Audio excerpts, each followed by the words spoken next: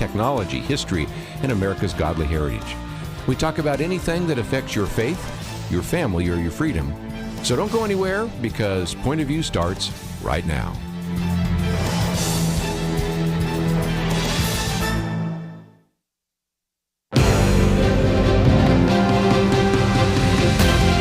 Across America, live, this is Point of View.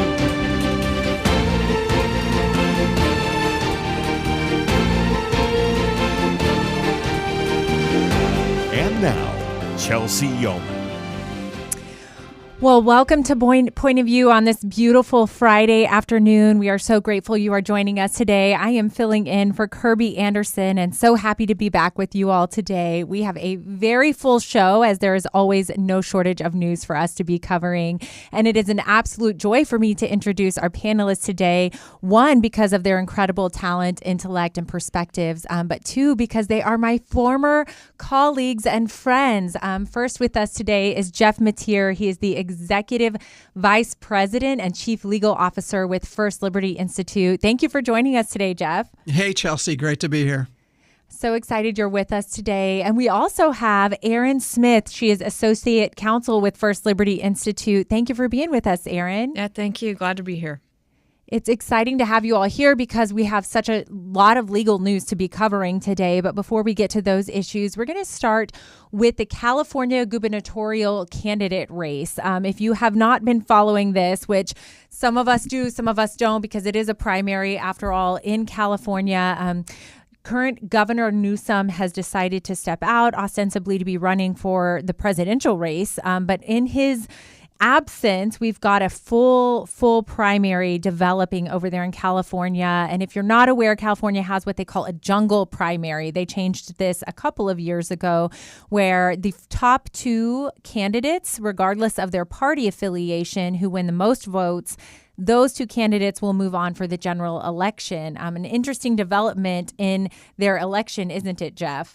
No, it's a very interesting development because one of the leading candidates, actually, I think it's the candidate who's I think surprisingly, even before this incident, leading in the polls, a former, I guess she's former congressman from California, Katie Porter, who, you know, the libs like. I mean, she's certainly from the left wing of the Democratic Party, which makes sense. She's in California, and she wants to secede, probably the most liberal governor in the country, in Newsom. But the governor, the candidate, Miss Porter, sat down with a CBS local reporter. Now, Chelsey, you've done local interviews, and those are usually right? Those are usually kind of softball type things. They usually don't ask a lot of hard questions. And again, this is a liberal being interviewed by, no doubt, another liberal at CBS. But Katie Porter has an absolute meltdown during the interview. And quite frankly, I had to play it back. I would encourage the listeners, if you get a chance, go online and actually watch the interview, because it's incredible what occurs. And I had to play it again because I was like, what set her off? Because it isn't really a crazy question. It's she was asking, the reporter was asking Katie Porter about, do you need to win the 40% of Republicans in order to win the primary? As you mentioned, it has a jungle primary, which means everybody runs together, top two people go on, which usually means the Republicans are going to be shut out. And so the real answer to that is she really doesn't need to win it. But she basically says something about she's trying to win every vote. And then the reporter follows up. And that's what sets Katie Porter off. Like, you can't ask me follow-up questions. Mm-hmm. I mean, it's crazy. I mean, just absolutely crazy. And this is the leading candidate for the Democrats in California, who clearly has an absolute sense of privilege.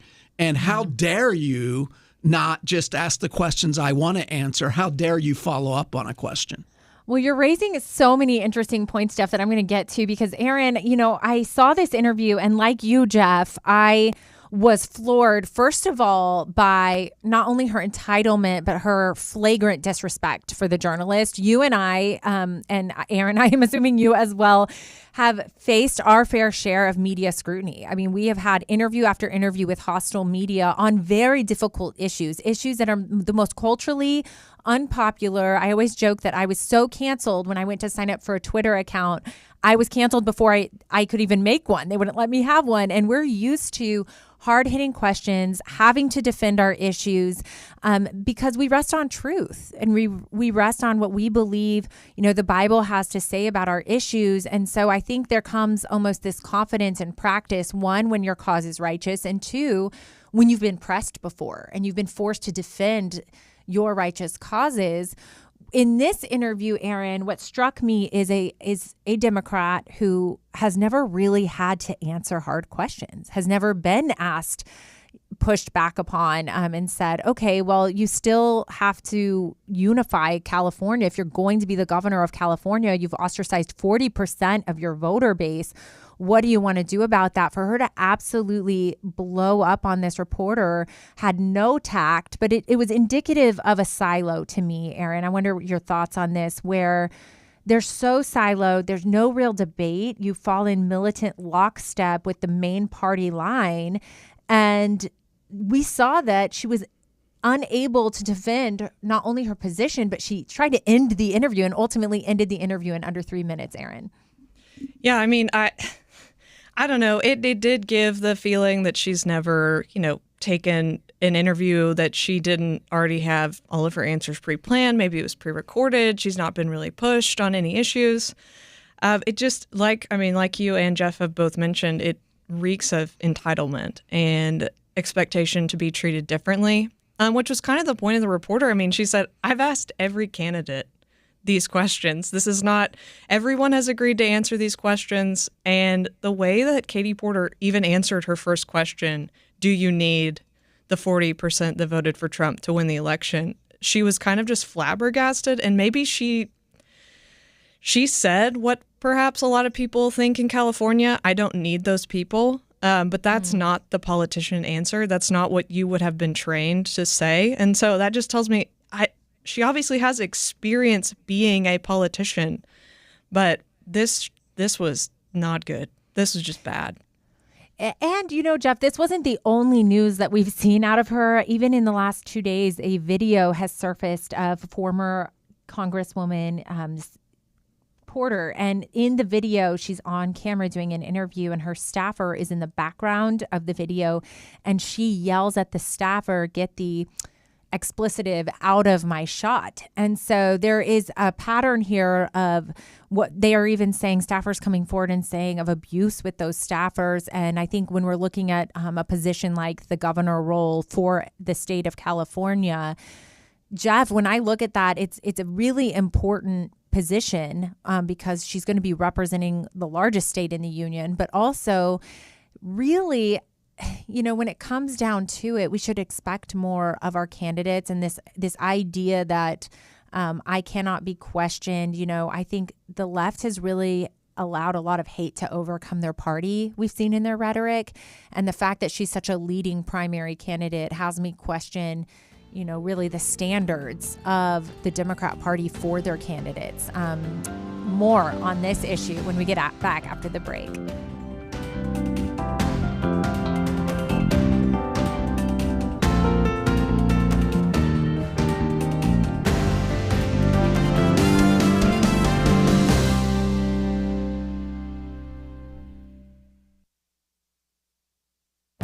This is Viewpoints with Kirby Anderson. New York Times columnist Bret Stephens laments our vanishing culture of argument. He talks about being a student at the University of Chicago, which he said has a culture of argument. He added that nearly every undergraduate could not avoid reading the classics of Western thought. He talks about Socrates, Locke, Hobbes, and the Federalist. And that might have been true of higher education, but it doesn't seem like it today. As someone who often was able to speak in college classrooms during the last few decades, I saw the transformation from open debate to indoctrination. Even if you've never set foot on a college campus, you have no doubt seen it in the mindset of students. He ends his column by focusing on and criticizing Charlie Kirk. The paragraph that has generated so much attention is this.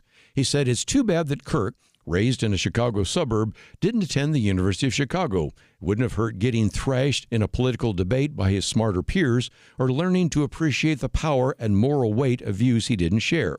Matt Taibbi says that this is one more example of elite arrogance and hopes Bret Stephens isn't talking about the University of Chicago or other institutions of higher education today. He says the critics of Charlie Kirk ignore the major thrust of much of his college outreach. He would easily do verbal battle with most of the students because college isn't preparing them for the world of ideas. As he puts it, college embarrasses its customers.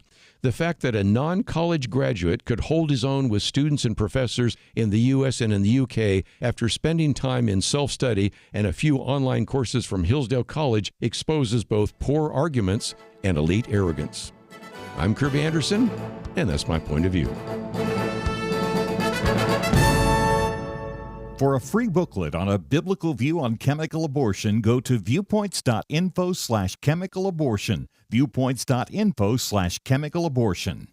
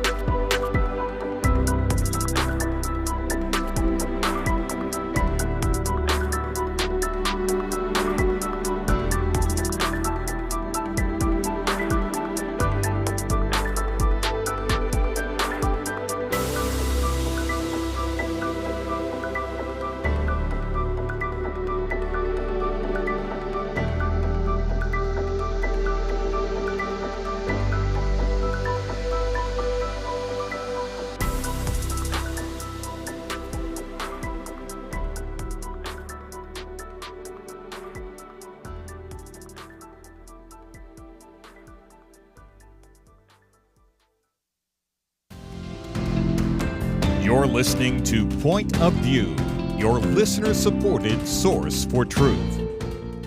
Welcome back to our Friday Roundtable, where I am your guest host today, Chelsey Youman, filling in for Kirby Anderson. I'm here with Jeff Mateer and Erin Smith, and we're discussing the incredible display of aggression and disrespect out of California gubernatorial candidate Katie Porter, and even some news that came out this week of her.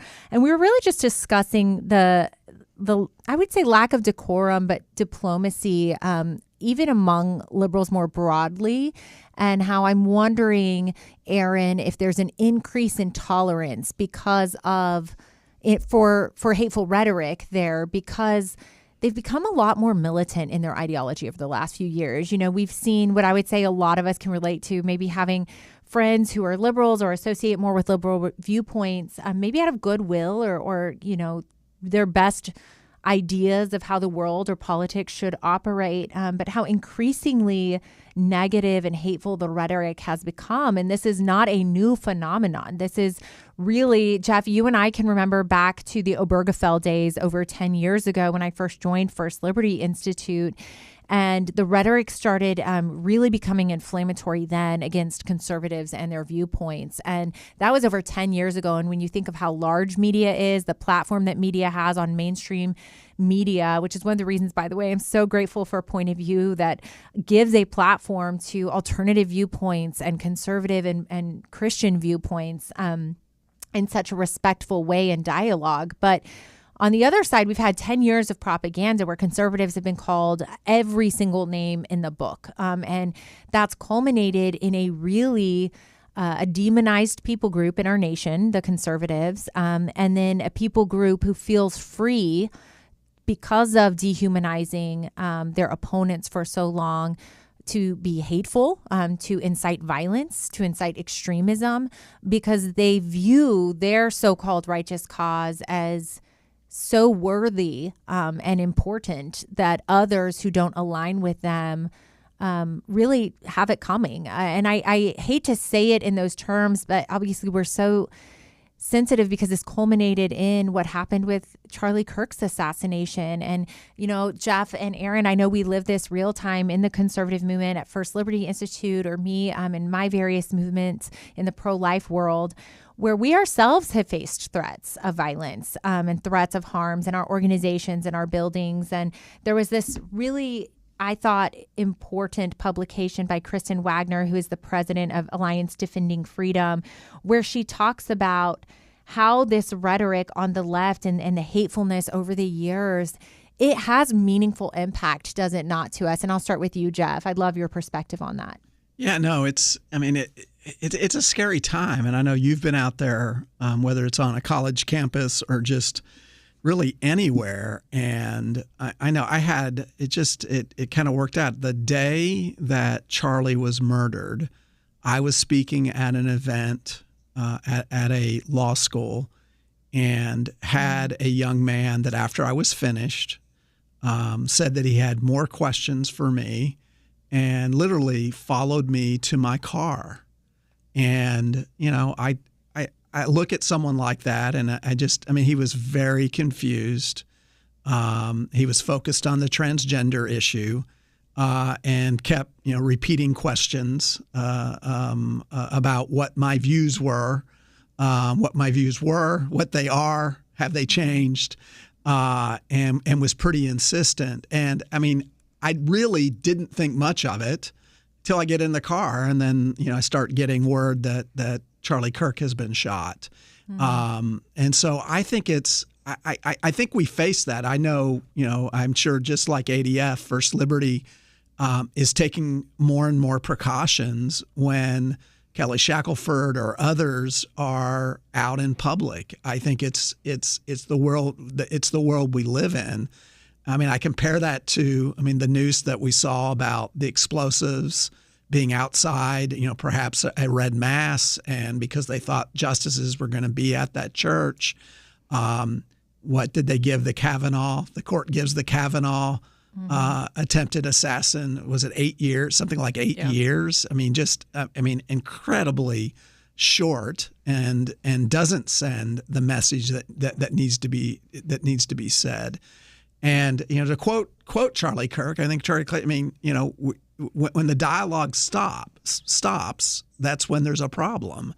And so I think we need to continue to dialogue, but you've got so many on the left who do not want to dialogue at all. They don't want to have a debate. They think our views are not permitted in the public square. And that creates this division, that creates the hate that we're seeing. And it to be honest, look, there are some on the far right who also have similar views, but most on the right, certainly center right, we want to engage in debate. The problem, I think, is on the left that there isn't a lot of center left, if I can say that. Not a lot of center left remains.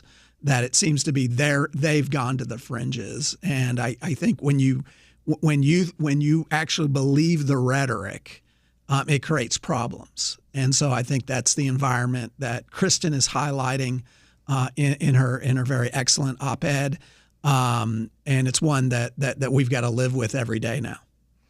We absolutely do. It's not just that it's escalating. It's been, as I mentioned, taken years and years of this type of propaganda to get here. And I remember a Pew Research article, I'll say it was 2022.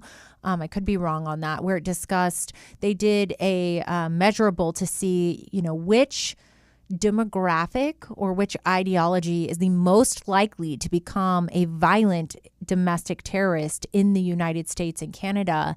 And the answer to that survey and study was the transgender movement. And that was because of how close their identity is to their belief systems. They view it as a part of who they are. And then the rhetoric, they believe all the fear mongering. There's a lot of fear mongering out there that's really just not true. But if you read the headlines, the world is ending and it's conservatives' faults. And Erin, I know that Charlie Kirk was very successful and very public, but I don't know a single person in our movement who has a public role who hasn't received a threat or who I've had friends who've had their houses shot at or their cars smashed in. This is something, that every day, if you get on a stage or testify and turn your back to an entire room of protesters who are there cursing you out as you walk in, there's an intimidation in that. And my first response to Charlie Kirk, and I was ashamed of this, was, oh man, would I be willing to give up my own life for all of this? Because I've got, these kiddos that I'm raising and love so much. And it took me a few weeks to come back. And about 3 weeks later, I stepped on a stage in front of a really big crowd, and God went before. Like, there was a strength and a peace that came over me when you walk in the calling of your life, that God says, I'm going to sustain you and you're not going to think twice about it. And Erin, I know that's something in our movement so many of us face. And so I just want to hear your thoughts on it. Yeah, I mean, I think it's a hard thing to think about, all of our lives will end at some point. We don't know how and we don't know when. But as a believer, right, we have the encouragement to know God is in control and nothing's going to catch him off guard. And he's got a plan, and it's for the good of his people, and it's for his glory. And so being able to step forward in faith is a great thing. And I think, with a lot of this, there's a lot of the siloing that's happening, but people are just looking to belong to a group, and they get to pick what group they're a part of or what group welcomes them. And I think this is a great opportunity for the church and Christians to step up and offer a place of belonging for people, to welcome them into the doors in the wake of Charlie's assassination. Church attendance seems to be going up. People have questions. And so this is an opportunity for the church to step forward and really welcome those people that have questions and are confused, and show them truth. Because if we believe that what we learn Sunday in, Sunday out, every day when we sit down with our Bible is true, then we need to be diligent about sharing that with other people, sharing that with people at work, sharing that with people that have questions, because if this is true, then this is it. And we need to take advantage of this opportunity that God has given us. Well said, Erin. I think I have been encouraged by the reports of mass baptisms, people asking questions. Those who were more in the middle, really it was a wake-up call from what I'm hearing culturally to say, wow, we really don't want to be associated with that. We don't know what we want to be associated with, but the believer's response, our response as Christians, to praise and worship and, the Christ is King rallies instead of burning down cities and protesting, there's a real difference. And I know that truth will rise to the surface. It's incumbent upon every single one of us in our communities to continue to serve in our callings, our unique callings God's given us. More when we get back after this short break.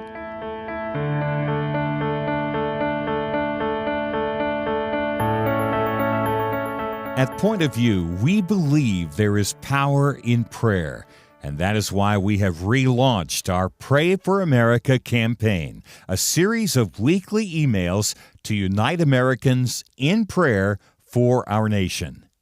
Imagine if hundreds of thousands of Americans started praying intentionally together on a weekly basis. You can help make that a reality by subscribing to our Pray for America emails. Just go to pointofview.net and click on the Pray for America banner that's right there on the homepage. Each week you'll receive a brief news update, a specific prayer guide, and a free resource to equip you in further action. We encourage you to not only pray with us each week, but to share these prayers and the resources with others in your life. Join the movement today. Visit pointofview.net and click on the banner Pray for America right there at the top. That's pointofview.net. Let's pray together for God to make a difference in our land. Point of View will continue after this.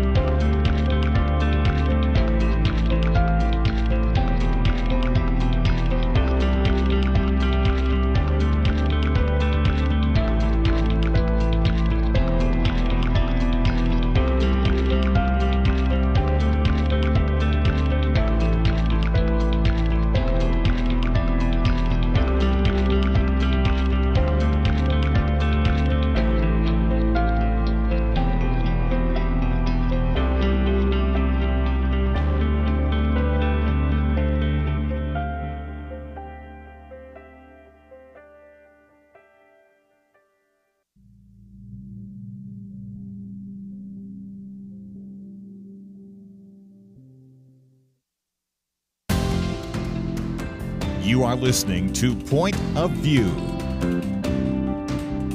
The opinions expressed on Point of View do not necessarily reflect the views of the management or staff of this station. And now, here again, Chelsey Youman. Well, welcome to this Friday's Roundtable, where I am filling in for Kirby Anderson today. I'm joined by Jeff Mateer and Erin Smith from First Liberty Institute. Don't forget to go to pointofview.net, where you can read up on our topics. We just got through, I thought, a great conversation about rhetoric on the left and some interesting news out of California's gubernatorial race. So don't forget to go to pointofview.net and read up on those topics, or like us on Facebook at Point of View Radio. We love to hear your comments. Like us, follow us, and leave your comments. We are turning now to some international news, really breaking news. We've been anticipating this for a few weeks now. But starting at noon in Israel today, they are officially in their third ceasefire in this war with Hamas. And so Hamas and Israel did agree today. It started at noon at their time to a ceasefire deal. And that means that officially Israeli forces have completed the first phase of this agreement, which is that they withdraw from parts of Gaza. And the United States, of course, President Trump has really led the helm with this peace treaty and initiative. It's a 20-part plan. I have not analyzed every single part. I'm going to leave that to Jeff Mateer today. But yes, the next phase of the plan will hopefully be a hostage release beginning on Monday. And Israel has not yet agreed to, they've got about 250 prisoners set to be released. We don't have a date for that. They're saying potentially Tuesday.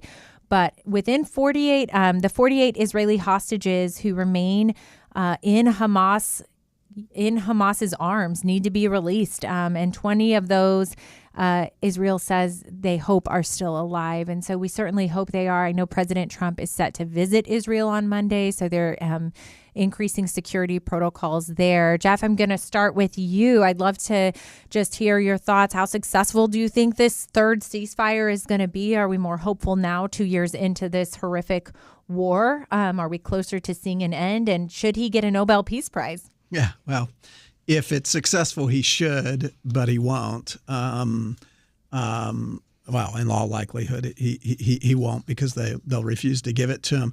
I mean, it's fascinating because who would have thought, of all people, that Donald Trump could broker a peace deal?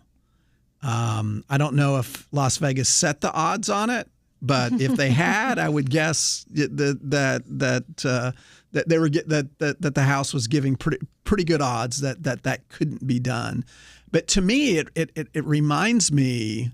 And I think Erin knows this. The guys at First Liberty know this. I got to spend some time in Santa Barbara, California, for an event, which resulted in me getting to go up to the Reagan Ranch, which then for me, and I know you and Erin don't have the same memories that I have of Ronald Reagan, but it just brought back some really good memories and feelings about Ronald Reagan, and as Reagan dealt with the Cold War and negotiated, throughout the world in an unconventional manner. Well, Trump equals unconventional, and I think what's really fascinating to me is I think he announced a deal before there was a deal. And it's like he talked Netanyahu into it, which is not, he's not a lackey. And then he somehow has convinced Hamas into the deal. And I'm unclear how he did it. And look, the truth is, I think his son-in-law, actually, Jared Kushner, gets a lot of credit for working really hard, because it's one thing to say, as Trump did, we have a deal. It's another one actually to go through. I think they're talking about 20 points, 20 points with a lot of sub points in doing a deal. But of all people, I don't know. I may try it in a case like with an opposing counsel. I may just announce we have a deal, and somehow, well, we have a deal. and then negotiate the points afterwards. I don't know if that works or not, but it works for Donald Trump, and it's truly amazing.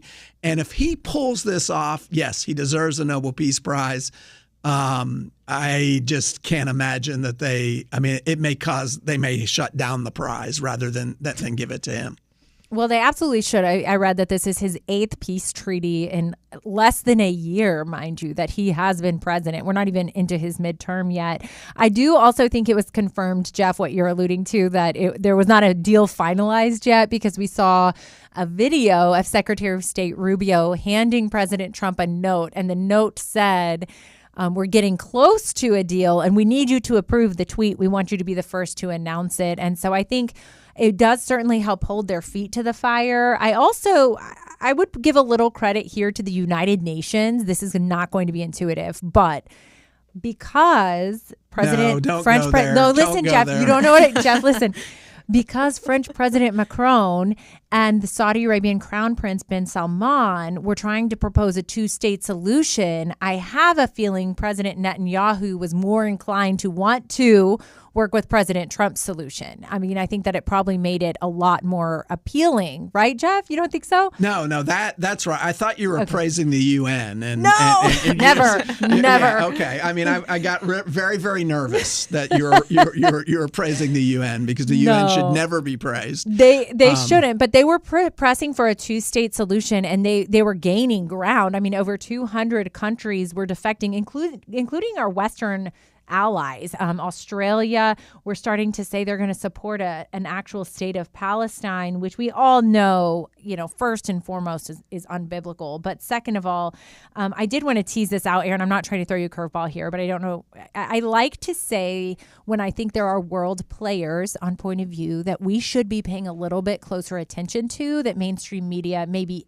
isn't following. And I think those two are President Macron. He's got his hands in everything. And I think bin Salman out of Saudi Arabia, he's the crown prince there. He has Vision 2030, where they're pouring trillions of dollars into being the AI capital of the entire world. I think we're looking at an interesting alignment between those two, to say the least. And they've got, Elon Musk coming to Saudi Arabia. Saudi Arabia was President Trump's, I believe it was his first international state visit. And so they don't get a lot of coverage in the press. But I would just say, as believers, those are going to be two people that we should keep our eyes on, because there's definitely something nefarious between the two of them. Erin, I don't want to throw a curveball. You can discuss that, but I'd love to get your thoughts even more broadly on this treaty. Yeah, no, I mean, I can take a curveball. I think, President Macron is currently in an interesting situation within his own government. He kind of, it appears, is existing on an island of sorts. But, I don't think that we can ignore the larger world players as far as our allies or our potential new allies or our enemies. We have to, obviously, as Americans, pay attention to what's going on in the world, because America is not the only country. We are the best country, but we are not the only country in the world. And so it's important to pay attention to what's going on and the broader picture that's at issue. I mean, a lot of us probably know missionaries that are living in these other countries. And so we need to be aware of what's going on in their governments and their behavior. This is a huge deal. There were a lot of questions that remain unanswered as far as the existence of Hamas, what they're going to do about Palestine. There's a lot of questions, but needless to say, the fact that President Trump was able to secure a ceasefire and talk about actually releasing the hostages, which has been the main concern moving forward, is huge. And so I'm very grateful and excited to see the positive things that come out of this. I'm hopeful as well. I'll couch that in terms of this. We always say you don't negotiate with terrorists, and Hamas, after all, is an extreme Islamic terrorist organization, and some of their fundamental beliefs are centered around jihad. And so I think that while potentially culturally unpopular, President Netanyahu is very well aware that he has a snake in the hen house sitting in his backyard. They lived through October 7th. They've lived through needing an Iron Dome for decades. They are very well aware that they're surrounded by people who don't just territorially want them out or, for political reasons want to fight them. I mean, this is a religious viewpoint that they're up against, an ideology. And I think our Western minds sometimes I think our Western minds have a hard time understanding the dynamics there, that this is so far beyond territory grabs. And I think one thing that might be helping Hamas come to the negotiation table is that they're proxy benefactors. And so Turkey, Egypt, some of these nations who typically have financially backed Hamas support the ceasefire and support what President Trump is trying to implement. And so whether Hamas out of their own volition would be willing to give over the hostages by themselves, they are sitting in a situation with less support nationally. And that's a good thing. Don't go anywhere. We'll be back after this break.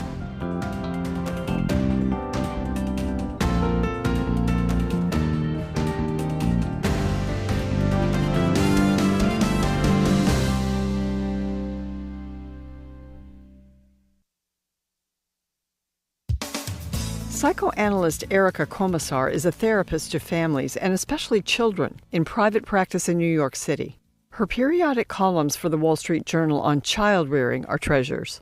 I first noticed the one on why moms should prioritize being home with their babies for their first 3 years. This practical wisdom almost goes without saying. Some of her points might shock or seem retro if they weren't timeless and backed up with stats and tons of experience. One of her pieces concerns the decline in religious observance in recent generations. Erica Komisar is a practicing Jew. She writes that one of the most important and neglected explanations for the depression and anxiety that is so prevalent among children is declining interest in religion. She cites a 2018 study in the American Journal of Epidemiology in which Harvard researchers looked at 5,000 children or teens who reported that they attended religious services at least once a week.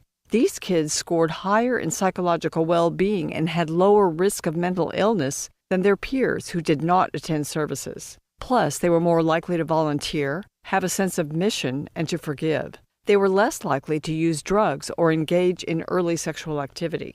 Ms. Komisar writes, the belief in God, in a protective and guiding figure to rely on when times are tough, is one of the best kinds of support for kids in an increasingly pessimistic world. That's one reason, from a purely mental health perspective, to pass down a faith tradition. When someone close to a child dies, she writes, belief in heaven helps them grapple with this tremendous and incomprehensible loss. Many young people are exploring the claims of Christ. Parents can encourage this. If you're a parent, take your kids to church. Provide them a spiritual center, a buffer, and the natural community of church involvement. For their sake, go and drink deeply. For Point of View, I'm Penna Dexter.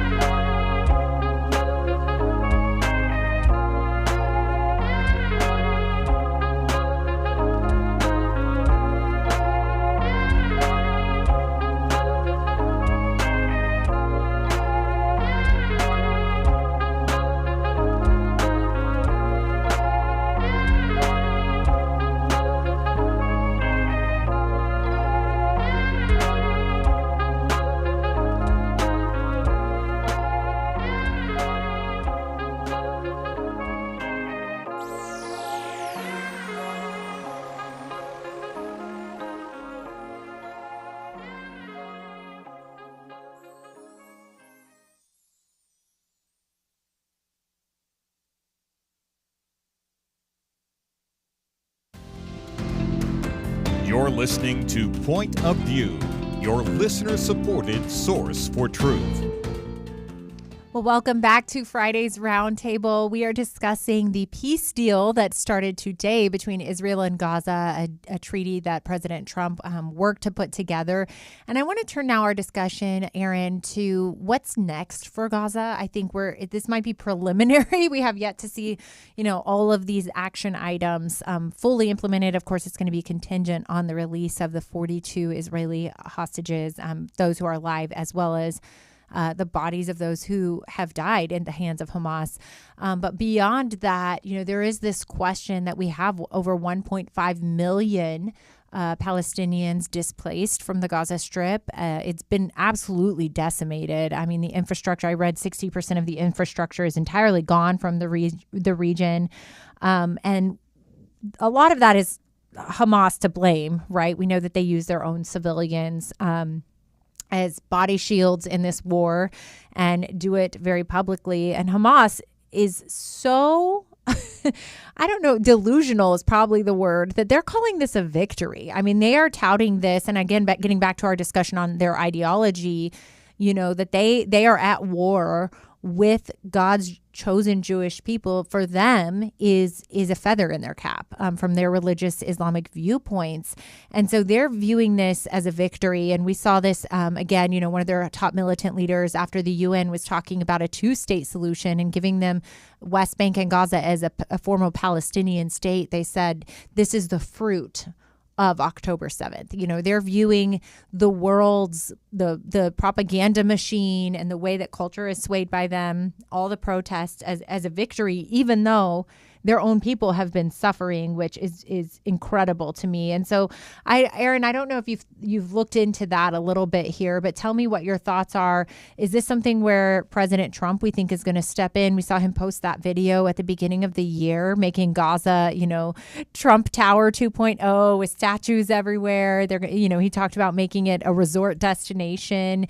I don't know that Israel or the Hamas are going to be allowed to rebuild under the terms of this new treaty. What are your thoughts? Yeah, I mean, I don't know what is going to happen. Obviously, war is a terrible thing that happens and destroys it can destroy a lot of infrastructure like it has over there. I think we've seen the same thing in Russia and Ukraine. A lot of infrastructure is just kind of gone. And what do you do? How do you move forward after that? I don't know what they're going to do. Trump is very unpredictable, and so who knows what he says he's going to do, what he assumes he can do, what he actually can do. I am really grateful that I am not on the Board of Peace, responsible for dealing with this. Jeff and I were talking over the break. I don't know if Tony Blair knows he's on the Board of Peace or knew before Trump announced that, but I'm glad that I'm not having to deal with that. But there's a lot of, the conflict over there, specifically in Israel, it's been going on for a really, really, really long time. And so this isn't new to this part of the world, having to rebuild after having a conflict like this. Hamas calling this a victory, maybe they think it's a victory because they didn't get absolutely wiped off the face of the map. And this deal was a way to preserve themselves for future activity. I mean, who knows what's going to happen? I am grateful that I know who is in control. Well said, Jeff. They anticipate it's going to be a $50 billion rebuild to reestablish Gaza. It's something President Trump has expressed interest in. I know we're not there yet. It's preliminary, but where do you think Gaza goes from here? No, I think it reminds me, and I don't know if you guys read in high school, but I think it's called The Mouse That Roars. Do you know that book? Mm-hmm. Chelsey, Erin, do you guys know it? No. So yes. It's Chelsey does. Chelsey, you do know it. And so, the premise is you attack the United States because you want them to come then and spend, well, I think in that book it was millions of dollars. Of course, now it's billions of dollars, and the United States is involved. Now, this needs to be a coalition of all the interested parties. And, in response to your question to Erin, if I can, I mean, yes, they can claim it's a victory, but at the end of the day, I think there's something they estimate there have been 70,000 people that have been killed in this conflict since October 7th, 2 years ago. And of that, 68,000 are Palestinians. And so just take that. And I don't think I guess you can claim victory in that. As Erin said, that's stopping and you're not completely annihilated. But I think at the end of the day, Israel was ruling and they're ruling over it. This is a way to stop the bloodshed. Israel has I think they have effectively taken them out, that they're not a threat. Or Netanyahu wouldn't do this deal. And I think Trump knows that as well. So I think, and you mentioned, which I think is important, it avoided what Netanyahu is not going to agree to, which is a two-party solution. I mean, he is not going to agree to that. And so it puts that to rest. It'll be a fragile peace, because this doesn't solve the conflict in the region. Iran is still there and very much active. And when you've got an ideology that swears to the destruction of Israel, it's hard to reach a compromise and have a lasting peace. And of course, as believers, we know that the only lasting peace will come when Jesus returns. I'd love to hear, and I think Kirby has had him on before, Joel Rosenberg. I always find his insights as he's living in Jerusalem. One, he's a great novelist, but beyond being a great novelist, he's actually a very good. I think he has a really good handle on what's happening in the Middle East. So it'll be interesting to see his thoughts on this as they develop over the next few weeks. It is interesting, Jeff. I told you I was going to throw you a curveball today, and I'm going to ask you point blank. We know the Bible talks about a peace treaty in the end times, and it's going to be a 7-year peace treaty in the Middle East. And that after, the world cries peace and security, the end is near. Are we looking at that? I think a lot of headlines have been taken up by this discussion of UN and world peace. And we all know it's a fragile peace. After all, Ukraine is still ongoing with Russia. We've got war and famine everywhere. We've got martyrs all over the world, increasing, unfortunately, by the thousands. So I wanted you to speak into that, Jeff. Well, gotcha. There's a reason. There's a reason. And I tried to walk on my college baseball team, and there's a reason. I could hit the fastball. The curveball was my problem, and so that may be evidenced here. I am not an end times expert, and I what I do know is most people believe a lot of smart Christians believe they're always living in the end times. I'm not so sure. Although I would say, Bad Bunny playing the NFL Super Bowl is a sign of the end times. I don't know about the peace treaty, but I think the NFL having Bad Bunny is a sign of the end times. Yes, that's a great point, Jeff. Well, we have definitely done, just appreciate both of you talking about this peace treaty that's been implemented. I think it's something the whole world is looking at, and we certainly pray for the hostages and everybody involved. I know that the first act also, they're saying on reconstruction, would be humanitarian aid. And so humanitarian aid getting into the region, finally, with Hamas being out of the way, blocking that, is going to be a really important next step. Don't go anywhere. In the next hour, we're talking about major United States Supreme Court cases that impact your rights and liberties. We'll be back after this break.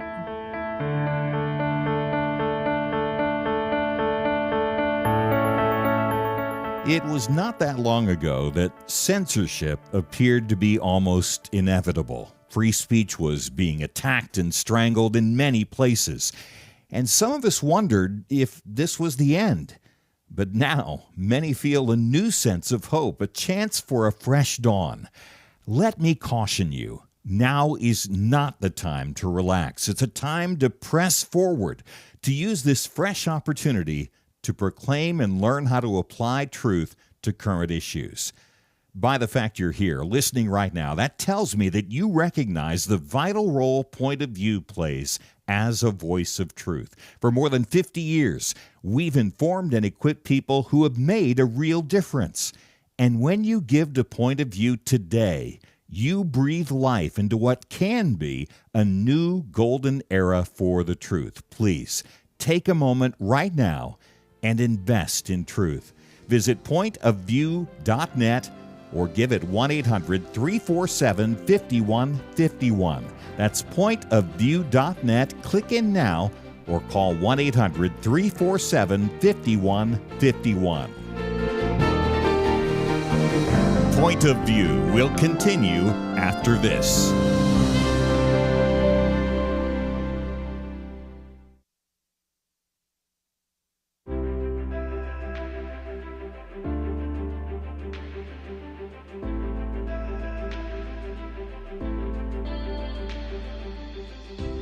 I just wanted to tell you, too, how much I have appreciated Point of View over the years. I've always been taught that we take care of our own, and I feel like Point of View is one of our own because of the Christian worldview that you do promote. And so I have become a partner today, and I just want to thank you so much, and just God bless you for all that you do. Listen, I wanted to make a quick comment. I'm a relatively new listener to the show, and I really kind of stumbled upon it more than anything because I'm doing some driving now that I wasn't in the past.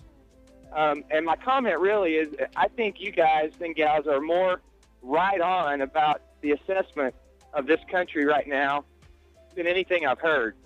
You know, I go home and I tell my wife, you've got to hear what they're talking about on the show. It's just so right on. And I tell my parents the same thing. I'm 25 years old, and I started listening to Point of View about 4 years ago, and it has changed the way that I think and the way that I view the world around me. Point of View Radio Talk Show.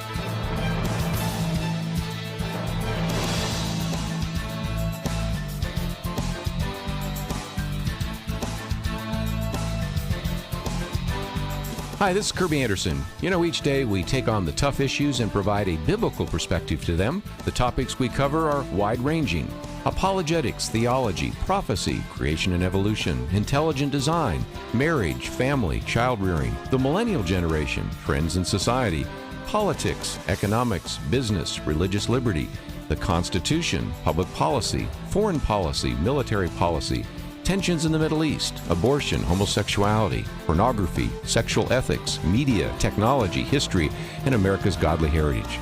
We talk about anything that affects your faith, your family, or your freedom. So don't go anywhere, because Point of View continues right now.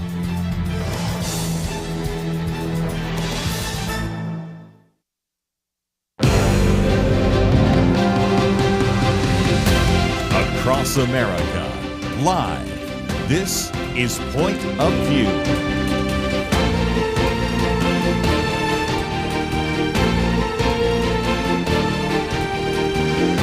And now, Chelsey Youman.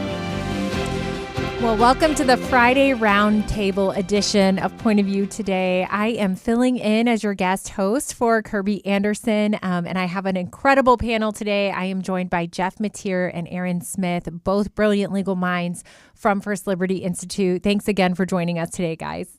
Sure. Glad to be here.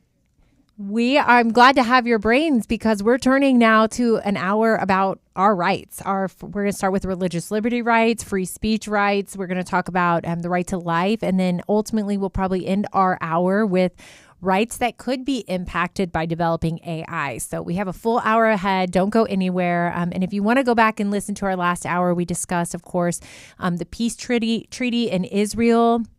And we discussed a little bit about dialogue and the importance of, no matter what side of an issue you're on, having, diplomatic discussions about issues. And so I'm going to follow up with First Liberty Institute's recent announcement this week. Jeff, I'm going to kick it to you out of Frisco. I know that you guys had strong news coming from Frisco ISD about allowing Christian clubs on campus, which is, in light of Charlie Kirk and everything happening right now, just absolutely paramount that Christian viewpoints continue to be protected and allowed to engage in the public sphere, right? So, Jeff, tell us what happened this week. I'd love to get this update from you. So a lot of schools, and certainly in the Dallas-Fort Worth area, but even beyond, we'll have clubs that are faith-based, and there's a federal law, the Equal Access Act, which protects high schoolers and doesn't give federal law protection to those students in elementary school. And there's a great organization called DALS, which is Daughters of Our Living Lord and Savior. Mm-hmm. Did I get it right, Erin? You got it right. They're actually office in the same building that we office at First Liberty in the Hope Center. So wonderful organization who pours into young girls where they get to talk about Jesus and be encouraged. And for the most part, dolls, from time to time, they'll have some issues, but they ran into an issue of all places in Frisco, Texas, which, right in our back door, so to speak. And I mean, the good is we were able to educate the school district's attorneys. When we did, they did the right thing. And Chelsey, just from your past experience, that does sometimes happen when you've got intelligent people who actually want to follow the law, and they actually I give the school district credit in this case. We told them what the law is. You need to follow it, and they're more than willing to do that. So the end result is there gets to be a DALS chapter at the Frisco in the Frisco school district, which is awesome. So many times, however, and certainly in other parts of the country, it just seems like, have you guys read the Kennedy versus Bremerton case? And and so many times more than that they haven't, and they have no idea that it exists. They still think we're under this, prior regime of an endorsement test or a lemon test, and so they're denying students' rights. in this case, Frisco did the right thing. So it's encouragement for us that actually you can have, we in the first hour we talked about actually having a dialogue. We had a dialogue, and we're able to convince the school district to do the right thing. It's not often that you get to hear kind of behind the scenes what's going on with these school boards and to hear these victories, because what we want to happen as a society is for these government entities to do the right thing before rights are infringed. And the fact that First Liberty stood in the gap and said, we're not going to wait until we have this huge case and it goes all the way. We're gonna preemptively defend deprivation of rights is incredible. Erin, tell me a little bit about the significance of speech on school campuses, particularly Christian faith-based speech. Yeah, I mean, I think, right, it's important to each one of these girls that get to be a part of Dolls that they have a space where they can enjoy with each other at school. They can go do their club and talk about Jesus and talk about God. I mean, the same thing can be said for other Christian groups. FCA is another great Christian group that we know is on campus in a lot of schools, where kids can go talk about their faith, something that otherwise they feel like maybe they're restrained or they can't talk about with their classmates in larger groups, but they get to go to these spaces and be really built up and form these. When I was in high school, we had the opportunity in FCA. I kind of got to help rework the program, and we built in discipleship into our FCA chapter. And so we would pair older high school students with junior hires and younger high school students. And so that was a great opportunity to get to practice discipleship. And so a lot of these groups, it's getting to, hey, come to this space where you can learn how to live out your faith and encourage your fellow believers in school. And now I can, look across the hallway or look across my class and see someone, hey, that's one of my fellow Dolls members, and I can be encouraged to stand firm in my faith in this classroom and with students that maybe don't know about Jesus, or encourage each other to do the right thing, even when you feel like maybe it's unpopular or uncool, because we know high school is a place where what's cool and what's popular can drive a lot of behavior and decision making. And so it's important that they find community at school with each other amongst their fellow students. You're right. And courage begets courage. And so in a world where Christian beliefs are increasingly ostracized, increasingly told to go, stay in your home, stay in your church, they're not allowed in the public realm.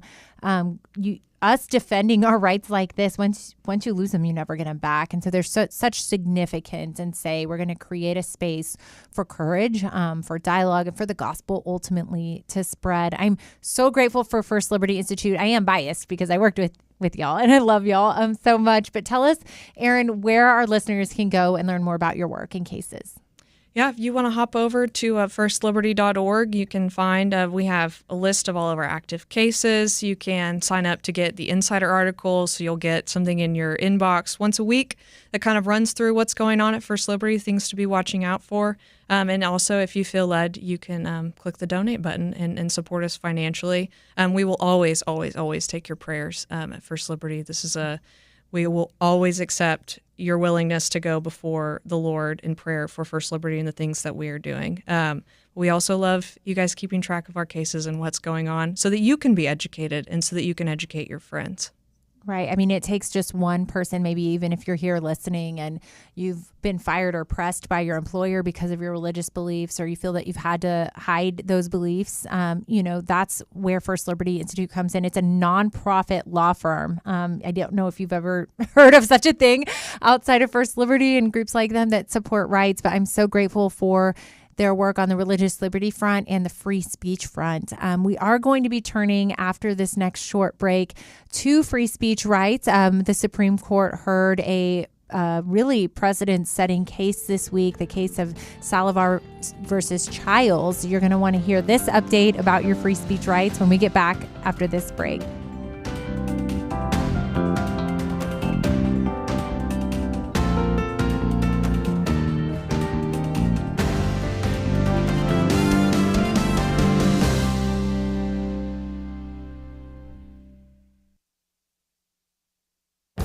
This is Viewpoints with Kirby Anderson.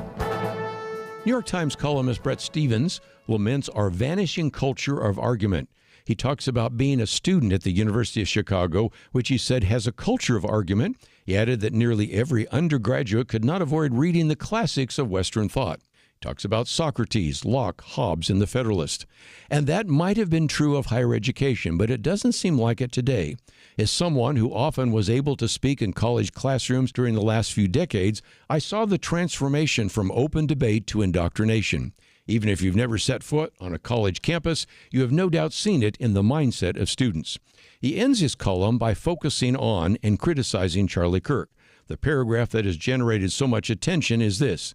He said, "It's too bad that Kirk, raised in a Chicago suburb, didn't attend the University of Chicago. It wouldn't have hurt getting thrashed in a political debate by his smarter peers or learning to appreciate the power and moral weight of views he didn't share." Matt Taibbi says that this is one more example of elite arrogance and hopes Bret Stephens isn't talking about the University of Chicago or other institutions of higher education today. He says the critics of Charlie Kirk ignore the major thrust of much of his college outreach. He would easily do verbal battle with most of the students because college isn't preparing them for the world of ideas. As he puts it, college embarrasses its customers. The fact that a non-college graduate could hold his own with students and professors in the U.S. and in the U.K. after spending time in self-study and a few online courses from Hillsdale College exposes both poor arguments and elite arrogance. I'm Kirby Anderson, and that's my point of view. For a free booklet on a biblical view on chemical abortion, go to viewpoints.info/chemical-abortion. Viewpoints.info/chemical-abortion.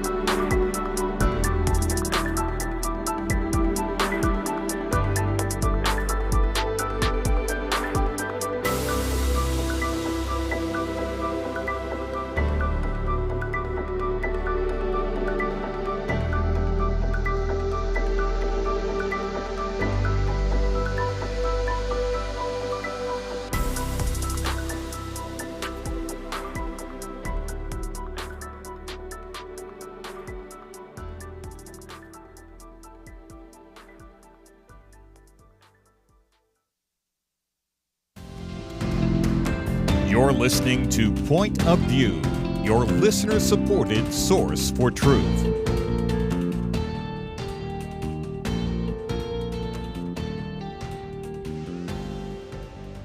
Well, welcome back to Point of View on this Friday afternoon. We are discussing the courage it really takes forward for clients at First Liberty Institute to come forward and want to defend their religious views, and sometimes in the wake of really devastating circumstances or high stakes, people losing their careers, losing their jobs, being kicked out of school just because of their Christian beliefs. And we're turning now to a pivotal United States Supreme Court case that was heard this week. The Supreme Court is fresh off the heels of their break and took up a controversial case from Alliance Defending Freedom, where I am now a senior counsel working with them on pro-life issues. But this case is about Kaylee Childs, and she is a state licensed counselor from Colorado, and she's a believer, and she wants to talk about children under the age of 18 who may be confused about their gender affiliation, or maybe have, as she says, unwanted same-sex attraction. And her goal is to really help them align, their own personal feelings or persuasion from culture with their biblical understanding or their biblical understanding of what the Bible says and God says about how they're created. And she always says, if you've ever heard her speak, Kaylee Childs is very powerful. So go look her up, adf.org. But she will always say, I want them to understand God doesn't make a mistake. And they are beautifully and wonderfully made, and to align maybe their confusion with who he created them to be. But Colorado said no. Colorado issued a law in 2019 that says if a counselor wants to counsel a child towards transition, even without their parents knowing, that's okay. And that's encouraged by Colorado. But if a counselor who's a believer like Haley wants to counsel them if they're confused and affirm who God created them to be or in line with biblical views, that is not allowed. So that's just blatant viewpoint discrimination. We're going to start there, Erin. You're an attorney, so I'm in the right company here with this Colorado law. It's unconstitutional on its face, isn't it, Erin? Yeah, I mean, I think that this case is interesting because it really kind of gets to the heart of, like, what is speech? It's talking about professional speech. When someone's trying to do their job, how much of that is protected by the First Amendment? And of course, we believe that as a counselor, her job is to speak. And we've seen through Masterpiece Cake Shop, the baking of a cake, the designing of a cake is speech. And so this is clearly unconstitutional that Colorado would say, hey, we're going to punish you for exercising your right to free speech if you want to counsel in this way consistent with your religious beliefs. So really, I mean, but this is really important because we're seeing a move kind of in culture first in Europe. We're seeing this move toward, okay, maybe some of the stuff that we were doing with gender transitioning and gender therapy for minors was really not a good thing. And a lot of states in America have recognized that, and they've instituted bans on underage gender transition surgeries. And so for parents that want to have access to a counselor that is going to help their child walk through a really terrible experience or something that this child's confused about and doesn't understand, I mean, you're punishing children and you're punishing parents that want to go try to find someone who's professionally trained to help address an issue that this child is having, knowing that science and statistics have shown that most kids do end up growing out of their confusion. And so why not have them, why not be patient and work with them through this like we would any other issue that a child faces when they're confused because they don't understand, their brains are not fully developed. That's such an interesting point you're saying, too, because when you look at this law specifically, it's what it really is Colorado saying we have one acceptable option for confused kids. They can either transition or we're going to fine you. If you even talk to them, if kids or their parents are trying to seek counseling and solutions outside of transition, they get penalized and their licenses removed. And the significance of this, Jeff, is it goes so far beyond even just, private individuals and their choices. It goes into really the government saying you can have one viewpoint that's legal and we're going to punish you if you disagree.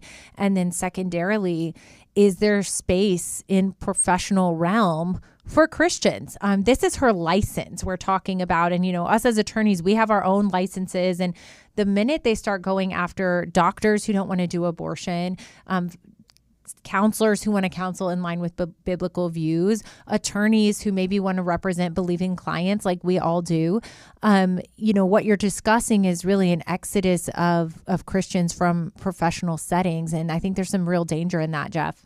No, absolutely. And I think you are right in saying the case means so much more than just Christian counselors. The principle at stake is, can the government regulate the speech? And it is a weak argument that when a counselor is speaking and advising a counselee that's not speech. So I think the court, actually, I think there's probably 9 votes that it's not, 9 votes that'll say that this is speech. I think there's 7 votes that are going to take down. I actually think that based upon the argument, I think we're the 6 conservatives are going to be joined by Kagan. I think this. My prediction is this case that this law will go down 7-2.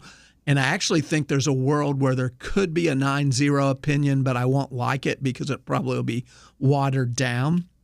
And that's sometimes the problems with. Sometimes I'd rather win a case 5-4 and have a strong majority opinion with 5 justices than a weak 9-0. But reading tea leaves in this, I think it's 7-2, and why this case is so important. Yes, it's important for Kaylee Childs, and it's important for other Christian counselors across the country.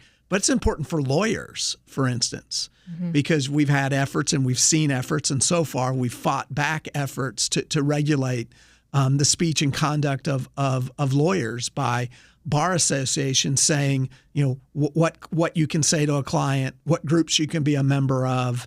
But these are all the same principles that somehow the government knows best, and the government's picking sides on issues, and there are only one acceptable viewpoint. Well, we know, and we were taught, hopefully we were taught in law school, that's viewpoint discrimination. When the government picks a viewpoint and says this is the only acceptable viewpoint, well, that's unconstitutional.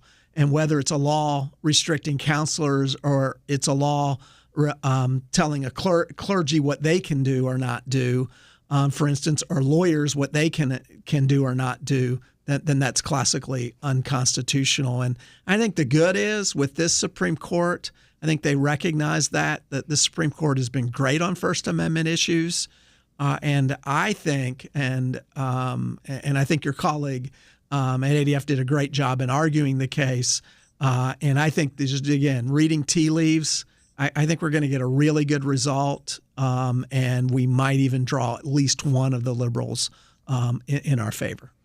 I'm certainly hopeful as well. Justice Keegan, as you mentioned, she seemed to have some concerns. She said, let's assume we're in a normal free speech land, which is the land we should all live in, and that this is a doctor. And if the doctor says, I know you identify as gay, and I'm going to help you accept that, and another doctor says, I know you identify as gay, and I'm not going to help you accept that, one is permissible and one is not. And she even seemed to recognize that is blatant viewpoint discrimination. And so please be in prayer. Please pray for the counsel involved, the justices who are making these determinations, our clerks who are helping research and draft the opinions, but also for Kaylee Childs, the counselor who bravely stepped forward and said, I really, really want to help kids in accordance with my faith. I think she's very courageous. So don't forget, go to adf.org to look at her case or more. And don't forget to go like Point of View Radio. It's Point of View Talk Radio on Facebook, where you can follow, comments, watch us live today and really every day from 1 to 3 Central Time. And you can go to pointofview.net to read up on these articles about your rights. So don't go anywhere. We're going to take a break in a short minute. But when we get back, we will be discussing human rights implications of AI. AI is rapidly developing at a breakneck speed. If you're technologically challenged like I am, it's a lot to keep up with. But, there's something that I think is really important about saying we're going to dig in here and see how is it being utilized? What are the parameters? And what types of regulations should we be thinking about to make sure that we're ahead of the curve on AI and not constantly behind on its developments. I was lucky enough to testify in a hearing yesterday about damaging harms from social media, and I would love to discuss that with you all when we get back after this break.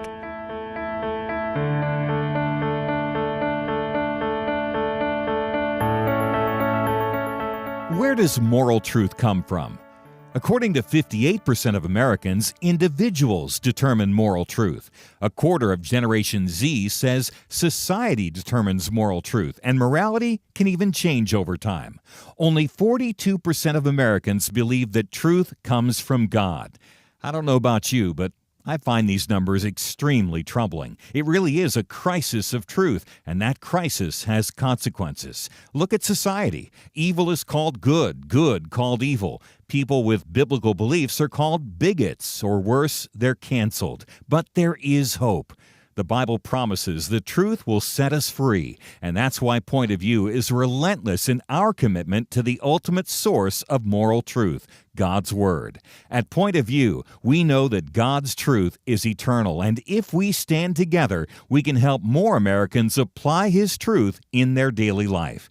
Help Americans find truth again by giving at pointofview.net or call 1-800-347-5151. That's pointofview.net and 800-347-5151.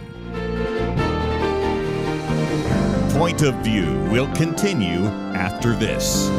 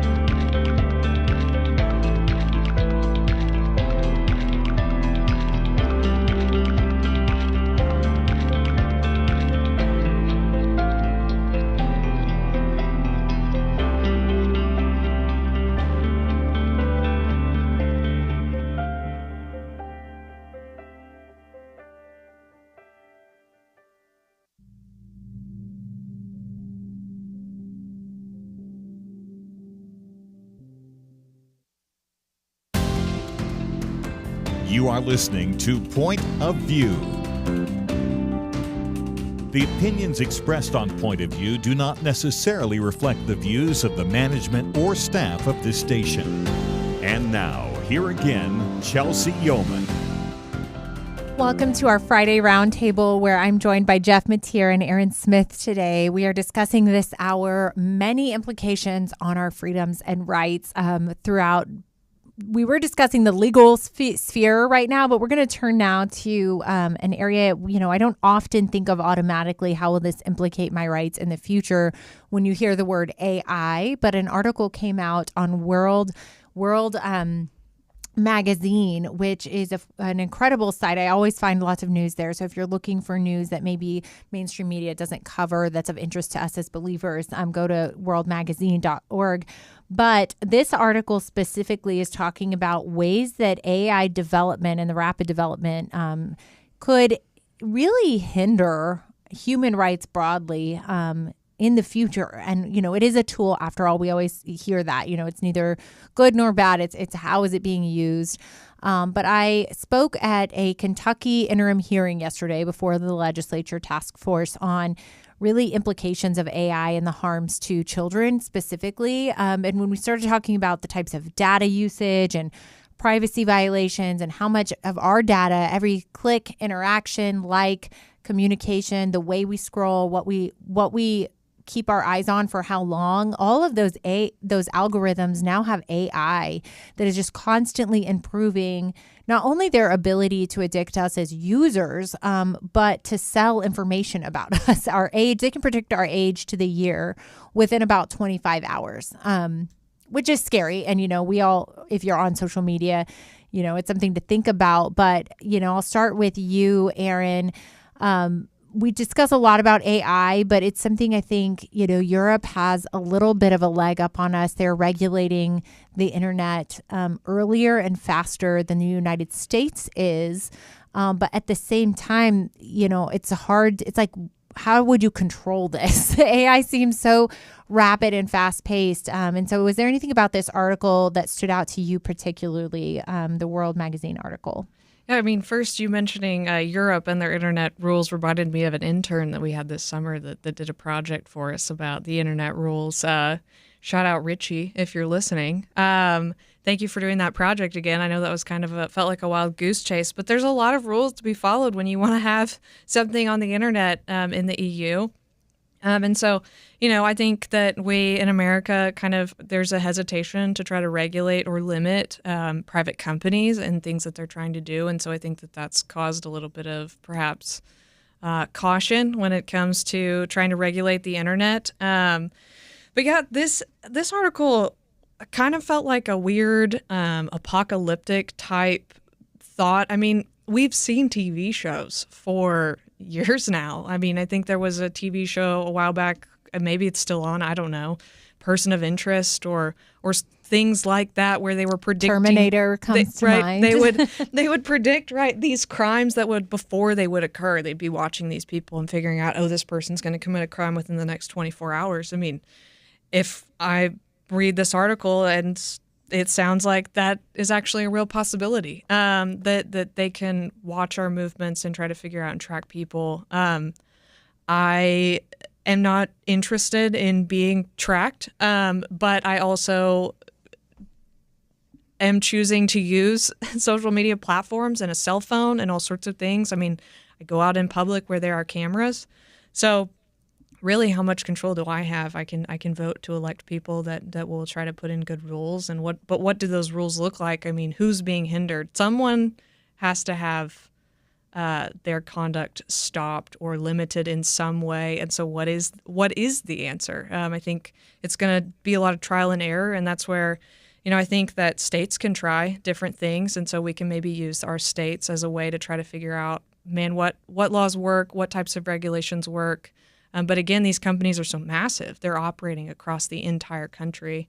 And so for them to there's an interest that they have to not have to follow 50 different rules in 50 different states to operate. But something needs to be done. We need to keep an eye on this for sure. Yes, Jeff. I mean, this article discussed several categories, and I'll go through some of them. But the first that came to mind was speech moderation. And I wanted to pick your brain. What stood out to you about the capabilities of AI as it's developing? No, it's incredible. We recently, and I think Erin was there as well, sat through a seminar with a professor, and he just explored some of the things that's going on. I mean, one of the ones we know about, the scam that we've all heard about, which is, and it's usually, in my case, it would be my parents, perhaps your parents too, being called, and that they need to wire money because name the reason, right? We've heard of that scam. But what about now where literally, and what was it, 10 seconds? How long do they need of your, like right now, because I'm speaking on the radio. Right. They could record you. They could and record build. me and build me calling my dad, and that would say something to the effect, "Dad, I'm in trouble. Something really horrible has happened. I need you to send me $10,000. Send it to this account." Now, if my dad got that in my voice, I mean, I think he does it. I actually need to, it reminds me, I need to talk to him about that. Talk to him, yes. But that's AI right now. I mean, that's the power. And it's something, the incredible it was, yes, we're here talking, so they've got a lot of our voice, but you can get someone, it's like 6 seconds or something, and they can build it. So, I mean, it is literally the wild, wild west. And that's not good. And I get, look, we're conservatives and we're freedom-loving people. But there need to be rules of the road. I mean, if we didn't have traffic laws, it would be chaos on our roads and highways. Well, right now there is chaos on our roads and highways. And the first thing is Section 230 immunity needs to be removed. And when there is false information put on a platform, the provider is responsible. Especially in this world, they need to have that responsibility. They're making billions of dollars, and they need to be held responsible. Whether it's Google or X or Facebook, they need to be held responsible for false content. And we know with AI, and we know this in the legal profession, AI is not 100% correct. If it were, why are all these lawyers getting in trouble because they're letting AI write their briefs and citing cases that don't exist? And so I think, I mean, this is, again, I am generally against government regulations, but there's got to be regulations where someone is putting false information out there. And whether, do we want a world that's going to protect fraudsters and pornographers, because that's the world we live in today, because they can do whatever they want, and they can target our children with things that are just horrible and disgusting. And there are no, I mean, as of in so many places, there's nothing to hold them accountable. And so the first thing I mean, we need to remove Section 230. And so just for the listeners, that's a federal law that was passed many years ago to allow the internet to develop. And so it wanted to protect the internet providers and say that you couldn't sue them.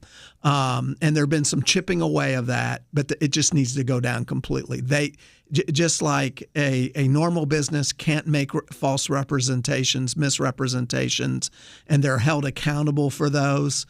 So the social media platforms as well need to be accountable.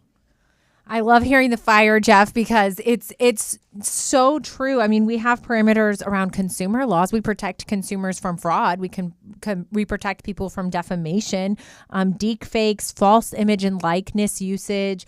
Those should categorically be considered the same, but because they're social media platforms, they're given essentially a free pass. Who owned it? Who created it? And so there are parameters here that need to be established and respected. One thing I thought of too is this idea of royalties, which came up in this hearing yesterday. They said, well, if they're making so many billions of dollars off of our personal private information, we should get a kickback from that. We should get royalties from that usage of our image and likeness. And I think that our legal political solution sounded a lot more tame to maybe social media platforms after that came out, because there is a line of thought there. One of the Democrats on the committee even said, is it property theft? To steal people's images and then advertise them, or steal their personal information data. And advertise to them and then profit off of it. These are questions in the law that haven't been resolved, because often law is downstream of culture. And so it's more reactive and responsive. And I would like to see law be a little more proactive on the tech industry side of things. And that's because of things that this article outlined. And this isn't about, a spirit of fear, or it's just about awareness to me. I think we should all be very eyes wide open when it comes to what's in the pipeline from the tech industry so that we can pivot and work from there. We're going to talk a little bit more specifically about what that is when we get back after this break.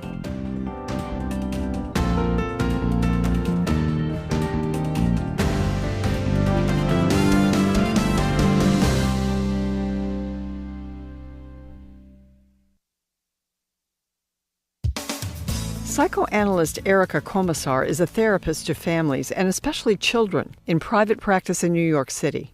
Her periodic columns for the Wall Street Journal on child rearing are treasures.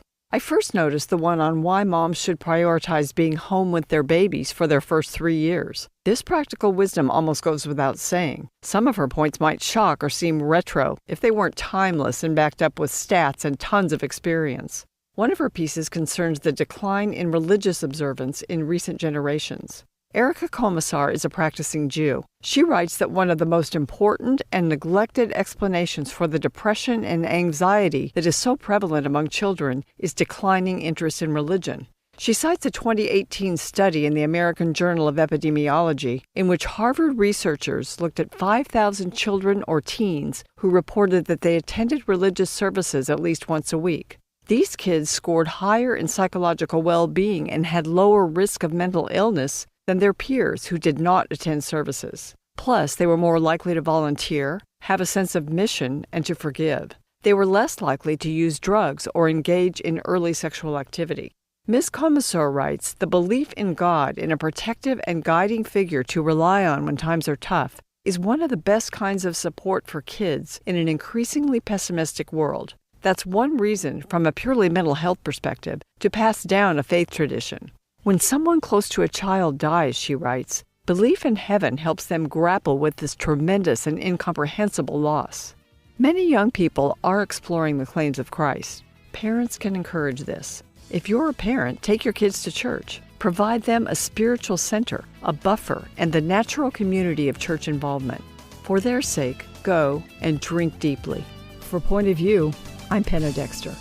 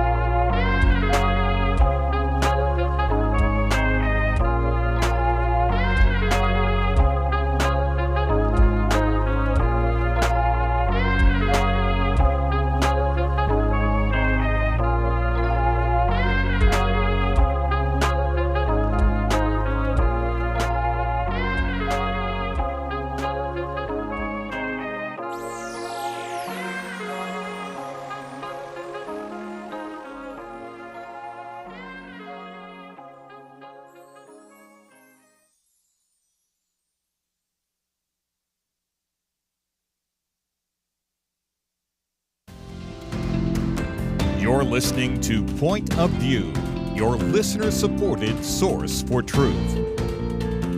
Welcome back to the Point of View Roundtable this beautiful Friday afternoon, where we are finishing our discussion about AI technological advancements and how it's impacting our rights, not just human rights, but more broadly our freedoms. And so the first we discussed was maybe how it can be used to mislead or persuade. We didn't really talk as much about the persuasion piece, but of course, Jeff, you talked about deep fakes and utilizing image and likeness and voices and voice recognition to create fake images. And really the danger in that, if I want to pinpoint this, would be persuasive impact. You mentioned the ability to fraud, but also what we're seeing is ChatGPT, for instance, being used to persuade people because it has a sycophantic algorithm in it where it agrees with its user, and that agreeableness, psychologists have said it's encouraging people who maybe have a psychosis or are struggling with mental health deeper into their psychosis, even to the point of some people committing suicide. And that's crazy, but it's also indicative of the persuasive impact AI can have. One of the other areas is speech moderation that this article on Worldview magazine pointed out, and that's the ability for AI algorithms to develop in a way where social media platforms or information gathering systems, let's say Google as a search engine, its algorithms can naturally bury information, perspectives, opinions, or users even that they don't want to elevate their messages. And so, Erin, I'd love for you to talk about that piece of this. It's essentially speech moderation, but it's private companies, and so we can't claim, that it's government moderation. Help us figure that out. Right. Yeah. I mean, I think this goes to one of the main concerns with these search platforms and why people go looking for different search engines, depending on what they're trying to accomplish by using the internet, right? Do you want to use a search engine that's going to somehow tailor what you're searching to other interests that you have? Do you want a search engine that has some, I don't think anyone necessarily wants a search engine that's going to bury the viewpoint that they're looking for on the internet. But perhaps, right, they are already cabined off in their other social media world. And so the opposing viewpoint's going to be on page 3 of your search engine. And I don't go to page 3. I'd never make it to page 3 before I find something more interesting to click on page 1 or 2 that I think is going to be just as helpful. And so, we've seen reports coming out from YouTube or Google that have said, hey, yeah, we were censoring some stuff. Sorry. And then really right, that's coming out, and that's concerning because we had said maybe this is happening. People are getting limited in their speech or censored somehow, but no one's coming forward and admitting it. What's our recourse when we feel like our speech is being censored? And then Jeff mentioned that there's a lot of laws that are protecting these platforms from people having any way to resolve their issue. And so that needs to be looked at. These companies, there's been conversations about whether they're public carriers. Do they have to follow the same rules, kind of like these big companies that do telecommunications? Where do they fall? They're this new creation that we hadn't had to deal with before. We're still struggling to figure out how to deal with them. We wanted the internet to thrive, but now we've created kind of a monster that we have to try to put back in the closet somehow and limit. So, yeah, it's concerning that viewpoints are being suppressed. They shouldn't be. When our hope is that people are dialoguing and having conversations, and we're getting all sides of the argument, because that's how we find truth. Is by hearing all the different sides. That's the goal of the marketplace of ideas, is to come to what is true and what can we agree on. And it's okay to disagree. And it's okay if a different viewpoint comes up on my search. That's totally fine. It doesn't mean I agree. It just means it's there and I can read it and see the other side and move on. Yes, and you raise really an interesting point, I think, that's worth noting, is where, we say AI in broad terms, and there's an arms race related to its development, because different entities are using different versions of AI in such diverse ways. And so I automatically think to kind of policy solutions, in my mind, a regulatory scheme. How would you go about controlling it? And I think it would be like maybe functions of AI. You may not use AI in a way, as Jeff mentioned earlier, to defame someone or to create a false image. It's the parameters around the ways the tool can be used. Specifically, the third item we talked about, misleading AI usages, speech moderation. But this one's a big one, and I want us to really be having our eye out for it. And it's making it easier for the government to really surveil its people, and that's through things like digital scans, retinal scans, this idea of biometrics, which is a word I'm learning a little bit more about, and that's really having our fingerprints. It's when we go to the airport and they offer to scan your face and they say it's a photo, which is true, but with the development of AI, that becomes bioinformation. And I just personally have an issue with it. I don't know about y'all, but when I go to the airport, I'm like, you don't get a mugshot unless you arrest me. You don't get my fingerprint as an American citizen. I've done nothing wrong. But that's the direction we're headed, because the EU has rolled out by next spring to travel at all in the EU, you're going to need a digital ID. And England said you're going to need a digital ID to even be able to work here. And so this is, whether we like it or not, it's the future, is them using biometric data to identify us. And then ultimately, this article discussed how that increases the government's ability to for surveillance or predictive policing. And this all sounds really scary, but I think that's why we need to be aware of it. This idea of social credit scores, I looked it up, and in Europe, they have the AI Act. And I liked aspects of it. It prohibits certain applications like social scoring. So to say, okay, if your truck takes up too much gas and creates too many emissions, we're going to start using debanking to say you can no longer, you're capped for gas this month. You're done. We know that China is doing that. This is not conspiratorial. This is happening in authoritarian government regimes right now. But there are parameters like that the EU has already looked to. Jeff, have you looked into any of that, or this idea of surveillance? And in America, do we have less to be concerned about because of our Constitution? Well, I think we need to be concerned about it because Europe, and especially, you've traveled in England, so you think about in London, there are very, very few places in London where you're not being photographed. And if you've ever watched, like I often do, a BBC show or a BBC crime show, they're always looking at the videotapes in public. I know when I was at the Attorney General's office in Texas, we had a meeting with one of the companies developing the facial recognition technology. And I will tell you, I was shocked. They were literally able to go through the room, having never met any of us, within seconds identify us. Wow. Because the truth is, we're all on social media. I'm on Facebook or have been on Facebook in the past. It wasn't that hard to find a picture of me, and that's Jeff Mateer, or in my case, some news stories perhaps, and know that it is. But they could do that to a person. And that is their technology. That's the real. And I know we're winding up today. The other thing I would just mention, because I think it's worth mentioning, is we have to talk about the ethics of it too. There's legal. Some things are legal, but they're not ethical. And I think especially as believers and Christians, we need to be speaking out loud about the ethics of AI use. And I'm not there yet because I don't fully understand it. I just know it's something that we need to be talking about. Absolutely. It's certainly something we can hold our elected officials accountable to, start asking those questions, calling your representatives and saying, what are we going to do about this? I think there's an appetite for it. Thank you, Jeff and Erin, for your brains, your time today. Go to firstliberty.org to learn more about their incredible work. And don't forget to go to pointofview.net where you can read up our articles. Follow us on Facebook. Have a beautiful weekend.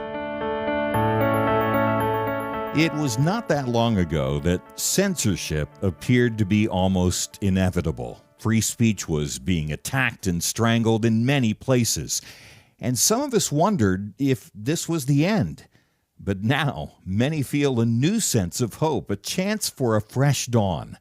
Let me caution you, now is not the time to relax. It's a time to press forward, to use this fresh opportunity to proclaim and learn how to apply truth to current issues. By the fact you're here, listening right now, that tells me that you recognize the vital role Point of View plays as a voice of truth. For more than 50 years, we've informed and equipped people who have made a real difference. And when you give to Point of View today, you breathe life into what can be a new golden era for the truth. Please, take a moment right now and invest in truth. Visit pointofview.net or give it 1-800-347-5151. That's pointofview.net. Click in now or call 1-800-347-5151. Point of View is produced by Point of View Ministries.